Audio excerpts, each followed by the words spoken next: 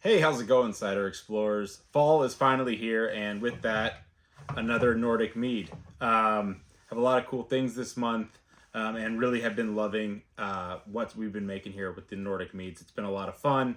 Whenever you're dealing with not only the fermented honey with that Kavik yeast, which gives it like really fruity tones and just is a really cool yeast to work with.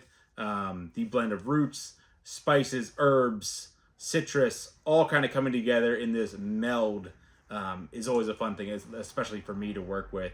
You know, when you got one or two ingredients, it's a little easier to determine the direction. But when you're making more of like an Amaro style product with a blend of ingredients, it's a fun thing to try to balance. And Ashen Fairy is definitely another winner in my book. So Ashen Fairy, another great kind of trippy artwork from Caleb.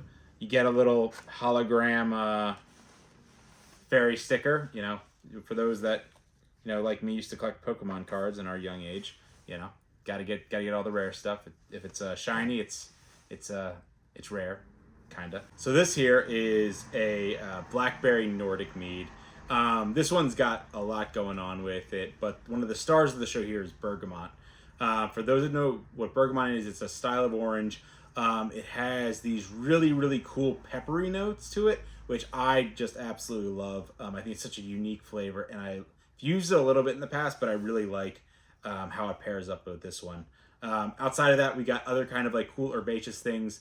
And with these, we always try to find like more herbaceous ways of doing more well-known flavors. So like lemon balm is a more herbal style lemon, which is just a really fun way to use things. I mean, then we got our orris root, along with gentian root, other things that are kind of like interesting. Sumac instead of hibiscus. A lot of our products use hibiscus, but sumac's a little more earthy, so again, better for fall stuff. So let's give it a crack and a sniff.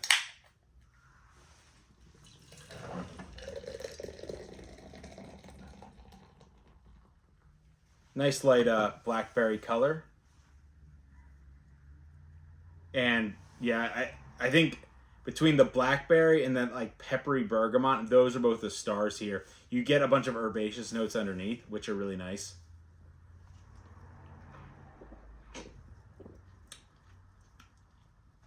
Yeah, these are all just delightfully complex, and I've just have been having a blast making them because you're balancing so many different flavors, and I think for me, it's just such a fun process when you're dealing with 4 or 5 ingredients and balancing those. It's a little more straightforward. You kind of know which you want to be your star players, which you want to kind of take a back seat.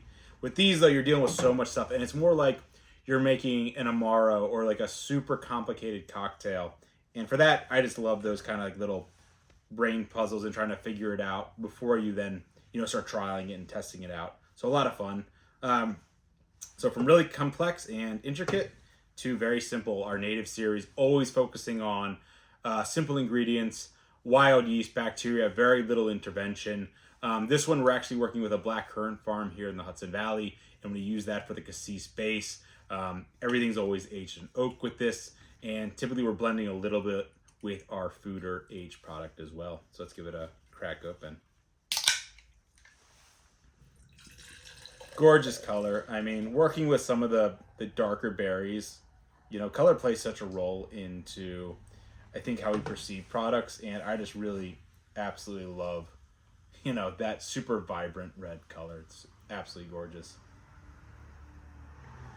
On the nose, you're getting that black currant. You're getting some of the wild yeast. It's almost like a Lambrusco, which I absolutely love. And I think when you can kind of get those kind of cool flavors from dark berries as opposed to grape skins, it's a really fun combo.